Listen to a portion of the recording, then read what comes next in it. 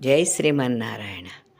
రామచంద్రుడు లక్ష్మణస్వామి సీతాన్వేషణము చేస్తూ అడవిలో సాగుతున్నారు. దారిలో కబంధుడు తారసిల్లాడు. ఎవరి కబంధుడు? ధనువు అనే గంధర్వుడు శాపవశాత్తు ఈ కబంధుడు అయ్యాడు. ఈ కబంధుడికి రామలక్ష్మణులు శాప విమోచనం చేశారు. తరువాత దివ్య విమానంలోనికి వెళ్ళి, రామచంద్ర, నీకొక మంచి మాట చెబుతాను. నువ్వు సుగ్రీవునితో సఖ్యం చేసుకో.